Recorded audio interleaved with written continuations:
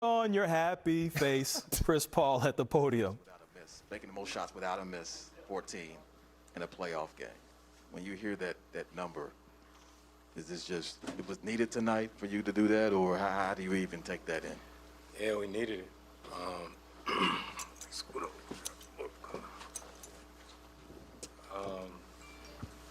You know, that team right there, they pushed us, you know, as hard as you can be pushed. And I think it might have been over, at some point in the second quarter, at some point or something like that, I told Coach, I said, I'm going to get aggressive. And then coming out the third quarter, I sort of saw how the game was going. I think we was down 10, so I knew I had to try to sort of force the issue. Curious, just what was it like to have Devin back? It's real nice. It's real nice to have him back. You know, all the pressure they've been doing, you know, all series, especially the last 3 games. It's a little bit different when you got him out there on the court. You know, and I think that's what helped us that last, I don't know how much time was left, but he was on that left wing, and I don't know if they forgot, didn't realize who he was, but I looked over and saw how they was shifted, and that was probably the biggest shot of the game. Which I was going to follow with Devin. When you saw the shift and you're open, or you like, oh, I know the ball's coming, it's just a matter of getting it in my hands? Yeah, kind of like what C said. It caught me off guard too. Just, you know, you don't really get clean looks like that, and he threw it, I shot it. You know, simple as that. How'd you work your way into this game with the hamstring? Coach was saying the game plan was to start the second half to go with Cam, and he said almost started a fist fight. He was joking, of course, but yeah. But how would you feel like you worked your way into the game? Really just making sure my body was ready. You know, I was confident in it. You know, I tested it. Got some good work in yesterday, and you know, I knew the adrenaline was going to kick in, and it was time to go. You know, this is a big game for us. Now we just sit back and wait to see what happens in this Utah-Dallas game.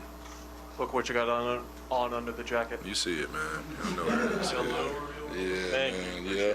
That's crazy. Yeah. We saw you smile when you saw the shirts. Is it just kind of amusing to you, something like that? Nice. It's really a beautiful thing, man. It's respect at its highest level. You know, I don't know. I've never been a entertainer or performer, but having 15, 20,000 people chant your name, that's pretty impressive. So, good for Jay. You know, people that didn't know his name before they went to the game know it now. So it's a beautiful thing. You played a role in acquiring those shirts? Nah, actually, I seen all the red shirts out when I was warming up. I looked over and I spotted it. And then the people that left that brought them. And then I sent Jay Jack on a mission. And he went, they had him under the seat. So I thought they only had 2, but they had like 8. So I was like, oh, I'm gonna take a couple of these. And yeah. A question for both of you. Monty just said it was like an enough is enough mentality at halftime in terms of the effort in the first half. Did you guys feel that response necessary in the second half? Yeah, they showed us a couple clips at halftime where their energy and their effort. You know, I think everybody came into halftime and realized how much Larry Nance had impacted the game. You know, we knew Alvarado. We knew he was going to be picking up, you know, high energy. You know, he was a fan favorite. He played hard, but it wasn't enough. You know what I mean? So we had to match that energy. Look, I know you've seen Chris Paul do this time and time again, but maybe not this good. I would say nobody's seen this 14 for 14. It was the first time for all of us. I mean, you've been able to watch him take over a couple games in this series in the fourth. Just being able to have that kind of guy as your teammate come out here on the road in this kind of environment. What can you say about that? I just say it gives you the, you know, utmost confidence playing alongside him, knowing he's going to take care of the ball, knowing the ball is going to find the right person on time, on target. 3 turnovers. Did you? Oh, you owe me 100 then. No way. Yeah.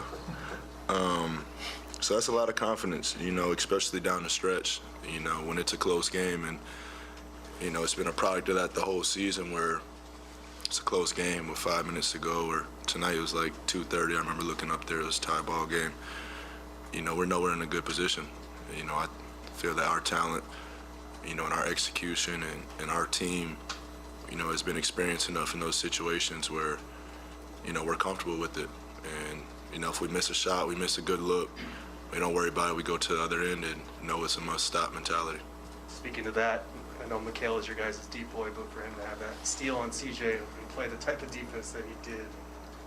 Yeah, so let's just correct that. It wasn't just Kel, it was DA too. DA let us know in the locker room. I heard we was telling Kel that was a big steal, and DA was like, that was his steal. But that was probably the biggest play of the game, you know what I mean? Because with us, you know, we trying to execute down the stretch, and we feel like if we can get a 3-point lead, especially a 5-point lead, you know what I mean? We know, you know, if they play the foul game, we know how we gonna execute. And so when we got a chance to get it, I think that put us up 4. Then, you know, now it's time to bring it home. Chris, you mentioned a few times in the series how long you played this game. Is tonight special, given how long you played, but to do it here, to not miss a shot? Oh, man, it's unbelievably special. You have no clue what it's like for me to walk into the game, right? Like everybody that works back here and all this, these people part of my family. Chris that's by our locker room, right here with the yellow coat on, Chris been there since I was here. Pound him before every game when I came here, back when I played in New Orleans, and did the same thing this entire series. My older brother sitting on the baseline, like all these people, this is my family. People sitting courtside or whatnot, they've been here since I was here. Show him the chain, man. Show him what you got on, man. What is that? Knock it off. Tell him the story on it, where it came from, man. Young Money, Wayne. When I played here in New Orleans, Lil Wayne used to come to the games all the time. That's been my big brother for a long time, you know what I mean? So I made sure I wore this chain he gave me years ago for the night, because it's nothing like playing here in this city. You know what I mean? It's nothing like it. I know I done went to other teams and all that, but the energy here, the way that they show so much love to the players, to your family. You know, when I walk in, they ask me if my parents here and all that. So, and then Willie, so many different ties, you know, to this team. Garrett Temple, Gary Clark played in my AAU program, was on the team. You know what I mean? So it's so many different ties to New Orleans, and it always will be.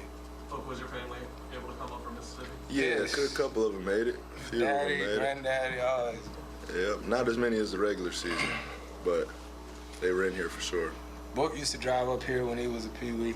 I did. Watched him play. Seen some good games. Chris, is it in your mind at any point in the game that you haven't missed? No clue. I had no clue. All right, we are having some technical difficulties in New Orleans. However, you see the bracket on the screen. Phoenix victorious, as we heard Chris Paul and Devin Booker. They are still speaking at the podium, so we'll get that taken care of, and we'll get you back here. Well, you know what? Nothing like live television. We fixed the problem. Now we're going to send you back to New Orleans. You know, but they would sort of let me get to my spots and shoot it. But were you aware? I was not. That's what I said after the game. I was not aware at all. I believe in the heat check, though. 14 for 15 looks a lot better than 14 to 14 to me. He gonna heat check even if he ain't hit 5 in a row. I'll never have one of these games, these perfect ones. So if you were 10 for 10 like Chris was, how many more shots would you have taken? Free throw line. Yeah. Seriously. Yeah, I'll see. I was just going to ask just both of you, though, on a serious note. So both of you hugging Willie after the game, and he obviously had tears going. What was that like for you guys? I mean, I don't think people ever really understand that relationship with me and Willie. I'm not in Phoenix if not for Willie. He's the first person that ever even knew about me even having a thought of coming to Phoenix. You know what I'm saying? Like, he a coach, but that's my teammate, my brother, first and foremost. You know what I mean? So, like I said, my post-game thing, I'm on the baseline seeing his son Mason. You know what I mean? It's just Willie, my family. So not talking to him or communicating throughout the series, that's tough. And you know, at the end of the series, somebody not gonna win. So it's probably one of the weirdest things I've ever been a part of. Yeah, man, Willie's the man. Willie actually reached out to me when I did my hamstring. He said, even though we're competing, you know, prayers up. I hope it heals quick. And he's just a stand-up guy, man. Always has been.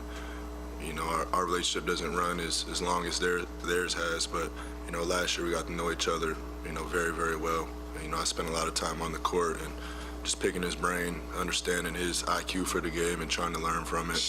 And just knowing him coming here and how successful he's going to be, even after the rough start that they had at the beginning of the season, you know, I knew they were in good hands. I knew they had somebody to band around, and Willie's that guy. You know, it's going to be fun playing against New Orleans for the next few years. I always tell people, if you tell me something bad about Willie, then you're telling me about yourself. Straight up. You know what I mean? If you come up to me and say something crazy about Willie, then I know where I stand with you. Yeah.